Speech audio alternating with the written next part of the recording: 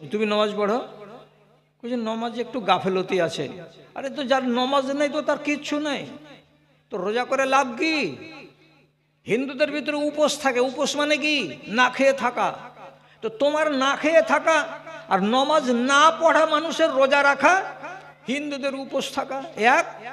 কি লাভ আছে তোমার এইরকম করে রোজা করে তুমি যদি নমাজ না পড়ো? তো তুমি নিজেকে বদলাবে না, আর বারবার করে যেখান সেখান থেকে আদেশ হবে কি মেয়ে ছেলেদের ওয়াজ করো।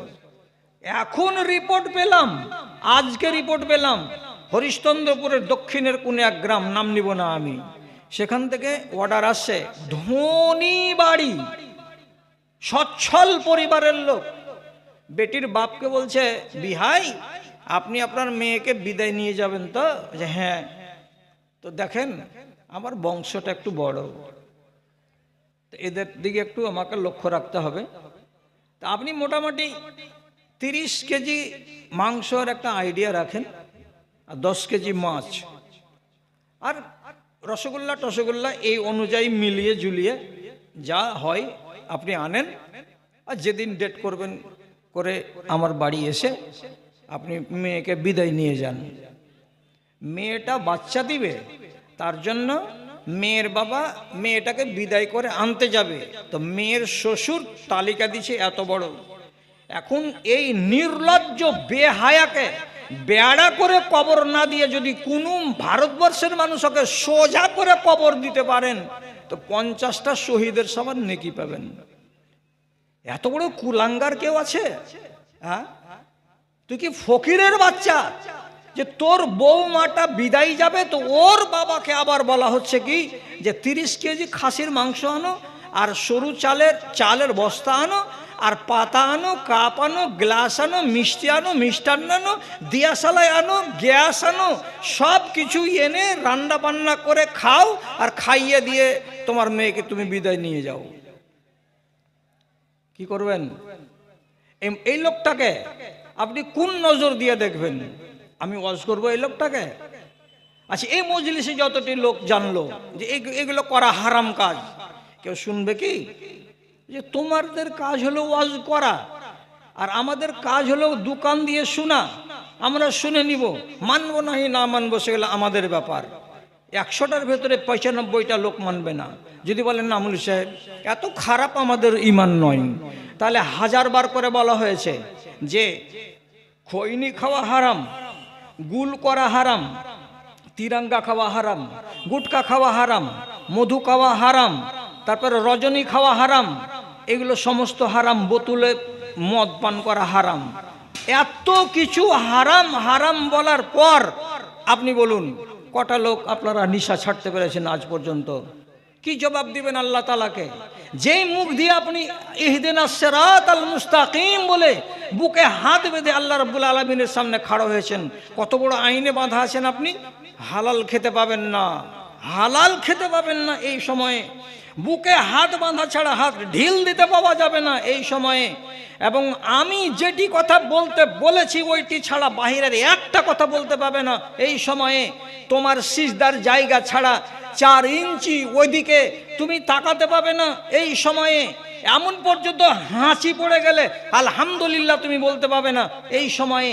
এতগুলো আইন মেনে আপনি দাঁড়িয়ে আছেন এমনি করে বুকে হাত বেঁধে আলহামদুলিল্লাহ রাব্বিল আলামিন, তারপরে গিয়ে বলছেন ইহদিনাস সিরাতাল মুস্তাকিম। যেই মুখ দিয়ে আপনার এই পবিত্র কালাম বের হলো, সেই মুখের মাড়ির ফাঁকে ফাঁকে গান্দা নামক হারাম জিনিস ঢুকে ঢুকে আছে। আর এই নাপাক জিনিসের উপর দিয়ে আপনি যে গড়িয়ে বের করছেন কোরআনের আয়াতকে, এর আযাব থামতে পারবেন আপনি? তাহলে কে বুঝাবে আপনাকে? কোথা থেকে আমাকে মৌলবি আনতে হবে, এনে আপনাকে শুধরাতে হবে? একটাই নল আপনার বাড়ির এই চৌরাহাতে তীরমোহনীতে যদি লাগিয়ে দেওয়া যায়, আর নলের পাশে একটা সাইনবোর্ড লাগিয়ে দিয়ে বলা হবে বেলা 9টা থেকে নিয়ে 10টা পর্যন্ত দুধ পড়বে, যারা যারা দুধ নিয়ে নাও। বেলা 11টা থেকে 12টা পর্যন্ত পানি পড়বে, যাদের পানির দরকার তোমরা পানি নিয়ে নাও। যদি ওইখানে লেখা থাকে বেলা 2টা থেকে বেলা 3টা পর্যন্ত যত শহরের পচা পানি আছে ওই পচা পানি পড়বে, কেউ পানি নিবে? ওগুলো পানি তো নিবেই না পচা। ওই নল থেকে দুধও নিবে না, ওই নল থেকে পানিও নিবে না, নিস নাবে এই নল দিয়ে পচা পানি পড়ে, শহরের মুখ টুত আবি ঝাবি পড়ে, ওই নলের পানিও আপনি পান করবেন না। কেন? যে নলটাই খারাপ, যেহেতু ওই নল দিয়ে কি পড়ে, পিসাবের পানিগুলো পড়ে। তাহলে আপনার মুখ যদি পচা দুর্গন্ধময় হয়ে থাকে শুধু হারাম জিনিস খাওয়ার কারণে, তো ওই মুখটা দিয়ে কোরআনের আয়াত যে বের হবে, কোন ফেরেশতা আপনার আয়াতটিকে লিখবে? আপনি আমাকে একটা সাদা কাগজে লিখে দিন তো, আমি ওয়াজ কতদিন শোনাবো আপনাকে? ভাই আমার, যখন লোকটা বলল তখন ওর খাতিরে একটা কথা শুধু বলছি, আর বেশি কথা আমি বলবো না। রাসূলুল্লাহ বলেছেন, একটা সাবালিকা মেয়ে আর একটা সাবালিকা মেয়ের পাশে খালি গায়ে গা লাগিয়ে একই কম্বলের নিচে ঘুমাতে পাবে না। শুনতে পেলেন? আবার কোন একটা সাবালক ছেলে আর একটা সাবালক ছেলের পাশে গায়ে গা লাগিয়ে খালি গায়ে একই কম্বলের তলায় ঘুমাতে পাবে না, এটা হারাম। এটা হারাম করা আছে। আচ্ছা ঠিক আছে, এবার আপনি বলুন, একটা মেয়ে আর একটা মেয়ের সঙ্গে খালি গায়ে এক চাদরের তলায় ঘুমাতে পাবে না কেন? তো দুটোই মেয়ে ছেলে। একটা যুবক ছেলে আর একটা যুবক ছেলের পাশে খালি গায়ে গায়ে গা লাগিয়ে একই চাদরে কম্বলের তলাতে ঘুমাতে পাবে না কেন? হারাম। কেনর মানে যদি বুঝতে চান, তাহলে অন্য হাদিসে রাসূলুল্লাহ বলছেন, তোমারই নিজের বাল বাচ্চা তিনটা চারটে, একটার বয়স 5, একটার বয়স 7, একটার বয়স 9, এই যে বাচ্চাগুলো আছে, বড় ছপ্পের খাটে, তুমি চওড়া ছপের খাটে শুইয়ে দিয়েছো, ভাই বোন সবাই একই ছাপের খাটে শুয়ে আছে। রাসূলুল্লাহ বলছেন, এদের ভিতরে আপন ভাই বোন, এদের ভেতরে যদি একটা বোন 10 বছর বয়সে পড়ে যায়, অথবা একটা ভাই সে যদি 10 বছর বয়সে পড়ে যায়, রাসূলুল্লাহ বলছেন আর বিছানাটাকে আলাদা করে দাও, আর ওই ছেলেটাকে কিংবা মেয়েটাকে তার নিজের ভাই বোনের সাথে একই বিছানায় ঘুমাতে দিও না। ফাররিকুহু ফিল মাজাজে, বিছানা আলাদা করে দাও। আপনি বলুন, ভাবনা চিন্তা করে রাসূলুল্লাহ কেন বলে গেলেন 1450 বছর আগে যে একটা বেটা বা বেটির বয়স 10 বছর হয়ে গেলে নিজের ভাই বোনের পাশে ঘুমাতে পাবে না? নার মানে হলো এই, 10 বছর যখন বয়স হয়ে যায়, মানুষের ভেতরে চেতনা তৈরি হয়ে যায়, আর চেতনা যখন তৈরি হয়ে যাবে, তখন 10 বছরের ভাইয়ের দ্বারাই ওই বিছানায় ঘুমিয়ে থাকা কম বয়সী ভাই কিংবা বোনের সঙ্গে অঘটন ঘটতে পারে, অথবা ওই বিছানায় ঘুমিয়ে থাকা 10 বছরের মেয়ের দ্বারাই তার ওই বিছানায় ঘুমিয়ে থাকা 7 বছরের ভাইয়ের সঙ্গে অঘটন ঘটে যেতে পারে। কেন? যে যার বয়স 10 বছর হয়েছে, তার ভেতরে চেতনা তৈরি হয়ে গেছে, খেয়াল তৈরি হয়ে গেছে, ভাবনা তৈরি হয়ে গেছে, এর ভেতরে আল্লাহ রাব্বুল আলামিন একটা আলাদা দুনিয়া সম্পর্কে বিবেক তাকে দান করে দিয়েছেন। অতএব যেখানে খাতরা আছে সেখানে রাখতে হবে না, ওর বিছানাটা আলাদা করে দিতে হবে। তাহলে দুটো সাবালক সাবালিকা, ছেলে আর মেয়ে, একই কম্বলের তলায় গায়ে গা লাগিয়ে ঘুমাতে গেলে বিপদ অনিবার্য আছে বলে রাসূলুল্লাহ 1450 বছর আগে নিষেধ করে দিয়েছেন। এই করে কেউ ঘুমাতে পাবে না। যদি হাদিসটাকে আপনি মানেন, আর খালারা যদি মানে, তাহলে আমি কি আদবের সাথে এই কথাটা বলতে পাবো না? সর্দারের বেটার যদি বিয়ে লাগে, তো তুমি তার বাড়িতে থুবুড়া দিতে যাও, থুবুড়াটা দিয়ে সর্দারনিকে বলো, খালা তোমার ছেলের বিয়ে লেগেছে, এই দেখো আন্দারসা বা মিষ্টি দিয়ে গেলাম, খালাস, আর কোনো কাজ নেই।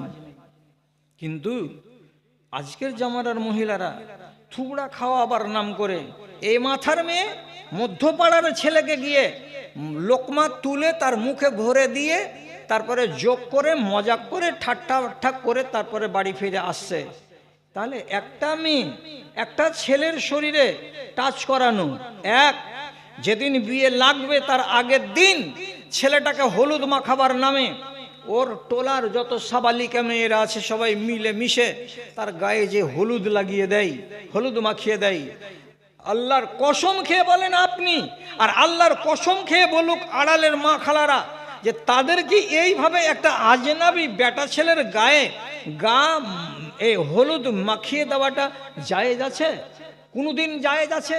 যদি হাদিসকে মানে তো তাহলে মেয়ে মেয়ে ঘুমাতে পাবে না, ছেলে ছেলে ঘুমাতে পাবে না। আর সেখানে একটা ছেলে আর একটা মেয়ে এর গাকে যদি এইভাবে কেউ মলে দেয় আর পিঠকে নেড়ে দেয়, আল্লাহর কসম খেয়ে বলছি গজব নামার নয় যে ওই টাইমে তার উপরে গজব নেমে যায় আর জমি ফাটে না যে তাকে জমির ভেতরে আল্লাহ তাআলা তাকে ভরে দেয়। এত বড় অন্যায় কাজ করে, অথচ বন্ধ হয়েছে কি? বন্ধ হয়নি, বন্ধ হবে না। কেন হবে না? হাজারবার ওয়াজ করি পর্দা বাড়বে না, কমে যাবে। হাজারবার ওয়াজ করি পালিয়ে বিবাহ করা কমবে না, বেড়েই যাবে। কেন বাড়বে? আমার মধ্যে থেকে, আমার গ্রামের মধ্যে থেকে, আমার নসল থেকেই পয়দা হবে কারা? কুলাঙ্গারেরা, যারা ধর্মকে পাত্তা দেবে না। আর তার পেট থেকে তাদের যেটা নসল পয়দা হবে এটা আরো কুলাঙ্গার হবে। তাদের নসল যেটা পয়দা হবে আরো কুলাঙ্গার থেকে কুলাঙ্গার হবে। আস্তে আস্তে 10টা নসল যাবে না, কিয়ামত কায়েম হওয়ার মতো নসল এই গ্রামে, আমার গ্রামে, এই দেশে সব জায়গায় পাওয়া যাবে। কেন? যে কিয়ামত কাছে আসছে। ভাইজান, আপনি এটা তো মনে মনে সাহস করেন, যতক্ষণ বেঁচে আছি ততক্ষণ তো ভালো থাকি, ততক্ষণ তো ভালো থাকি। তাহলে যদি এটা নেক নিয়ত থাকে আপনাদের, তা আমি আপনাকে একটা খুব পরিষ্কার কথা বলছি, যদি আপনার দিলের ভেতরে নেক নিয়ত থাকে যে আল্লাহ যেটুকু পাপ হলো আল্লাহ তুমি এইটুকু পাপ আমার গা থেকে নামিয়ে দাও, আর আমাকে অন্তত পক্ষে তুমি মুমিন করে কবরে নাও, এই যদি আপনার ইরাদা থাকে, আকাঙ্ক্ষা থাকে, তাহলে আপনি নিজেকে আজকে ভালো করে নেন। কেন? খাস সময় আছে, ওই দিনে ওই সময়ে যদি আপনি নিজের শরীরটাকে পাক করতে চান আর যত রকমের অপরাধ করেছেন তা থেকে যদি মুক্ত হতে চান, তাহলে ইনশাআল্লাহ আপনার গাটা একেবারে পরিষ্কার হয়ে যাবে, গুনাহ থেকে মুক্ত হয়ে যাবে, আর আপনি একদম পরিষ্কার ধপধপে সাদা হয়ে যাবেন। কেমন? জমজমের পানি যেমন পাক তেমন। ইচ্ছা যদি থাকে তাহলে, আর যদি ইচ্ছা না থাকে কিছুই নেই। শাবান মাসের 14 তারিখের দিন গিয়ে যেটা রাত আসে, সেই রাতে আল্লাহ তাআলা ছাড় দিয়েছেন। ছাড়, পৃথিবীর মানুষ, তোমার পাহাড়ের সমান যদি গুনাহ থাকে আমি আল্লাহ মার্জনা করতে রাজি আছি। ওটা চলে গেছে, কয়দিন আগে গেছে, এই 20-22 দিন আগে চলে গেছে।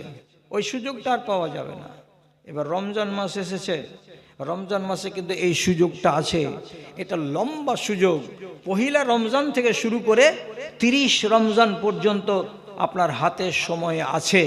আপনি যদি নিজেকে পবিত্র করতে চান আর গুনাহ থেকে মুক্ত হতে চান, হতে পারবেন। কি করে হবে? আপনি বলবেন যে কি করে হবে? তো কি করে হবে তার জন্য ওষুধ আপনাকে কি বাতলাবো? 3টা কথা কি মনে রাখতে পারবেন আমার ভাইজানেরা, মা খালারা? 3টা কথা মনে করুন। আগে প্রথমে মনে করে নেন, পাপ করে না জীবনে কোনোদিন, তাদের নাম ফেরেশতা। পাপ করে আর পাপ করার পরে হুজ্জতি করে, এর নাম হলো শয়তান। আর পাপ করে আর করার পরে নিজে অনুতাপ করে, অনুশোচনা করে, নিজেকে লজ্জিত মনে করে, তাহলে এটা হলো ইনসান। বুঝা গেল? ফেরেশতারা জীবনে পাপ করে না, ওদের মেয়ে নেই, ছেলে নেই, স্ত্রী নেই, ঘর সংসার নেই, পেট পিঁধন নেই, খাওয়া দাওয়া নেই, নমাজ নেই, রোজা নেই, কোনো রকমের বিধান তাদেরকে আল্লাহ তাআলা দেননি। এই জন্য তারা জীবনে কোনো পাপ করে না, এরা পাপ করে না। ইবলিস শয়তান পাপ করেছিল, পাপ করার পরে আবার হুজ্জতি করেছিল। হুজ্জতি করার কারণে ঝাঁটা খেয়ে দুনিয়াতে এসেছে, কিয়ামত পর্যন্ত বেঁচে থাকবে, তারপরে মারা যাবে। এই ইবলিসের কপালে জুতা পড়েছে, সেই জুতা চলছে, আজ পর্যন্ত চলছে, কিয়ামত পর্যন্ত চলছে। জুতাটার নাম হলো আরবিতে রাজিম। আপনি বলেন কোরআন পড়ার আগে কি বলতে হয়? আউযু বিল্লাহি মিনাশ শাইতানির রাজিম। নামাজ পড়তে গেলে কি বলতে হয়? আল্লাহুম্মা বাঈদ বাইনি শেষ করে নেবেন, তারপরে কি বলতে হবে? আউযু বিল্লাহিস সামিউল আলিম মিনাশ শাইতানির রাজিম বিসমিল্লাহির রহমানির রহিম। জুতা পড়তে আছে, ঝাঁটা পড়তে আছে, কেন? ভুল করেছিল, ভুল করার পরে হুজ্জতি করেছিল, বাকড়ামি করেছিল, ভুলটাকে সে স্বীকার করতে রাজি হয়নি, তার জন্য রব্বুল আলামিন তার কপালে জুতা মেরে দিয়েছেন। এইটা চরিত্র কার? তো ইবলিস শয়তানের। আর যারা ভুল করবে আর ভুল করার পরে নিজে নিজেই বলবে, স্বীকার করে, যা কি করলাম, আল্লাহ ভুল হয়ে গেছে আমার দ্বারাই, তো সে যদি নিজের ভুলটাকে স্বীকার করে নেয়, আর স্বীকার করে নেওয়া শুধু নয়, আল্লাহ রাব্বুল আলামিনের কাছে যদি কি করে? ইস্তেগফার করে, আল্লাহ তুমি আমাকে মাপ দাও, তোমার কাছে মাপ চাইছি, আল্লাহ ক্ষমা করো বলে যদি আল্লাহ রাব্বুল আলামিনের কাছে মাপ চাই, তাহলে সেই লোকটাকে আল্লাহ তাআলা বলছেন তোমাকে মাপ করে দেওয়া হবে। তাহলে আপনি মাপ চান, ভালো কথা। খুশির খবর আপনাকে বলবো। খুশির খবর হলো এই, আব্দুল্লাহ বিন মাসউদ বলছেন রাসূলুল্লাহর সামনে, আল্লাহ রসুল, বনী ইসরাইলের উম্মতেরা আমাদের চাইতে ভালো ছিল। কেন রে বাবা? বলছে ওরা পাপ করত, তখন ওদের পাপের শাস্তিটা ওদের ঘরের দরজাতে আল্লাহ তাআলার ফেরেশতারা রাতের বেলায় লিখে দিয়ে চলে যেত। বুঝতে পারলেন না? একটা লোক জিনা করেছে, কেউ জানে না, আল্লাহ তো জানেন। ফেরেশতাকে অর্ডার করে দিবেন, যাও মকবুলের বাড়ির মেন গেটে চৌকাটের উপরে লিখে দিয়ে চলে আসো ওর সাজাটা। কি সাজা? একটা আনফাকা, তোমার নাক কাটো। লেখা থাকবে না। কেন নাক কাটবে? যে যার দরজায় লেখা থাকবে কথাটা সেই জানতে পারবে, আর বাহিরকার লোকেরাও জানতে পারবে মকবুল ভাই নিশ্চয়ই একটা বড় অপরাধ করেছে, না হলে তার ঘরের দরজাতে কেন লেখা আছে যে তোমার নাক তোমাকে কাটতে হবে? নাক কেটে নিল, গুনাহ থেকে মাফ হয়ে গেল। আর একটা লোক ধরে নেন মদ খেয়ে চলে এসেছে, ওর ঘরের দরজাতে লেখা থাকবে ইত্তাউজ নাকা, তুমি তোমার কান কাটো। কান কাটতে গেলে পরশুদিন রাত্রে যেটা অপরাধ করেছো, এই অপরাধ থেকে তোমাকে আল্লাহ তাআলা মুক্ত করে দেবেন। এই জিনিসটা যখন দরজাতে লিখে দেওয়া হয়, তখন ওই জমানার লোকেরা তাড়াতাড়ি করে কান কাটে কিংবা তাড়াতাড়ি করে নাক কাটে। যদি না কেটে দেয় ততক্ষণ পর্যন্ত লেখাটা মিটাবে না। আর বাইরের লোক যদি বাড়িতে দেখা করতে আসে, তো দরজায় লেখা আছে ওটা পড়ে নিবে, আর পড়ে নেওয়ার পরে জেনে নিবে মকবুল মানুষটা ভালো মানুষ নয়, জমশেদ মানুষটা ভালো মানুষ নয়, রাতের অন্ধকারে নিশ্চয়ই দুর্নীতি করে, নাহলে এমন কথা কেন লেখা আছে। এটা নিয়ম ছিল কাদের? তো বনী ইসরাইলদের। রাসূলুল্লাহ যখন শুনলেন কথাটা যে আল্লাহ রসুল, আমাদের চাইতে বনী ইসরাইলেরা মনে হয় ভালো ছিল, ওরা পাপ করত, তো তার সাজা আল্লাহ তাআলা তাদের ঘরের দরজাতে লিখে দিতেন, তো ওরা সাথে সাথে সাজাটাকে মেনে নিত আর নিয়ে গুনাহ থেকে মুক্ত হয়ে যেত। আর আমরা কত লোক অন্যায় অপরাধ করছি, চুরি ডাকাতি রাহাজানি ছিনতাই ব্যভিচার মদখোরি সুদখোরি, সব আমাদের লুকা থাকছে, কেউ জানতে পারে না, আর আমাদের গুনাহগুলো মোচন হয় না। তখন নবী বললেন, ও বাবা ভালো করে বুঝো, তোমার ইজ্জত বেশি বনী ইসরাইলদের চাইতে। বলছি কেন? তোমার গ্রামের একটা মহিলা, তার নাম মনে মনে ধরে নাও যে এর নাম হলো সুলতানা, ওর স্বামী কেরালায় খাটতে গেছে, 2 ছেলের মা, স্বামী 6 মাস বাড়ি আসবে না, পয়সা কড়ি জমিয়ে টমিয়ে বাড়ি আসবে। এই সুলতানা অন্য একজন লোকের সঙ্গে ফোনে ফোনে কথা বলে রাতের বেলায় অপরাধ করে নিয়েছে।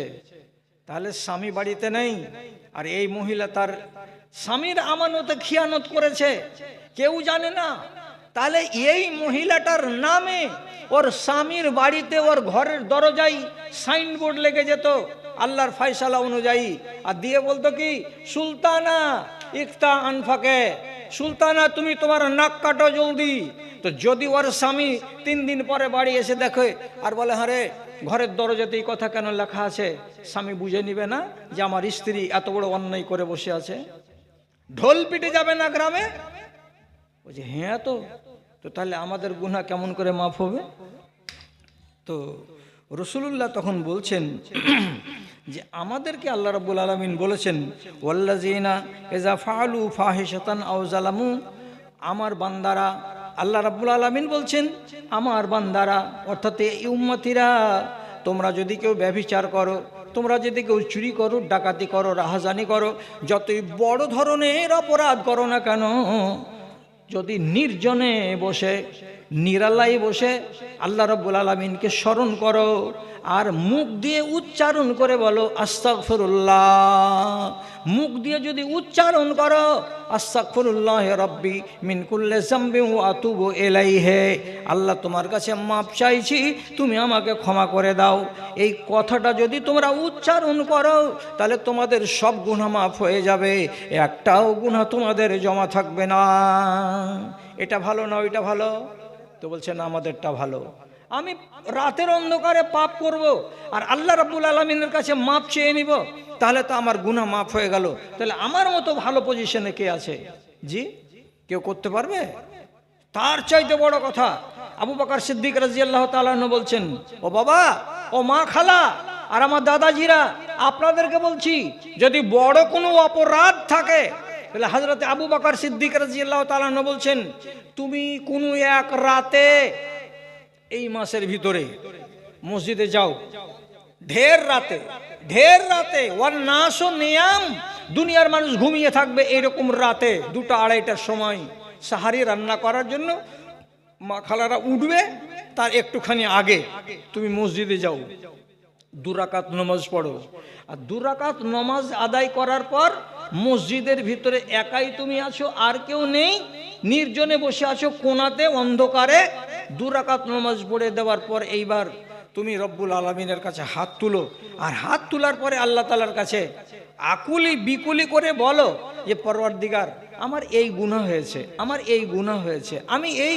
অপরাধ করেছি বলে আপনি যদি আল্লাহ তাআলার কাছে মাপ চান, কসম আল্লাহর বলছি, যদি চোখের পানি নামাতে পারেন তো 100% গ্যারান্টি যে আপনার দোয়া কবুল হবেই হবে। আর যদি চোখের পানি নামাতে নাও পারেন, আর যদি আল্লাহ তাআলার কাছে আকুলি বিকুলি করে এই মাসে দোয়া করা যায়, তাহলে পরে আপনার গুনাহ খাতা ঘাড় থেকে সব নেমে যাবে, জমা থাকবে না ঘাড়ে। একটা দোয়া বলছি, কোনো ভাই যদি কোনো মৌলবীর কাছ থেকে লিখে নেন, কোনো মা যদি কাউরি কাছ থেকে লিখে নেই আর নেওয়ার পরে সেটাকে মুখস্থ করার চেষ্টা করে, দাদারে আমার, আপনার গাখানা একদম পাক আর সাফ থাকবে, কোনোদিন পাপ আপনার ঘাড়ে জমে থাকবে না। আমি বলে শোনাচ্ছি, একটা শুনে দেখেন কেমন লাগে।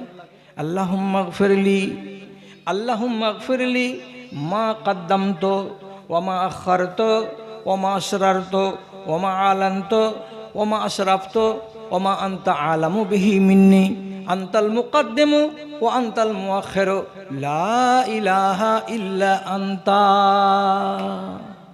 এই দুয়াটাতে কি বলেছি? এ রব্বে কারিম, তুমি আমাকে মাফ দাও, যেগুলো আমি জেনে করেছি তাও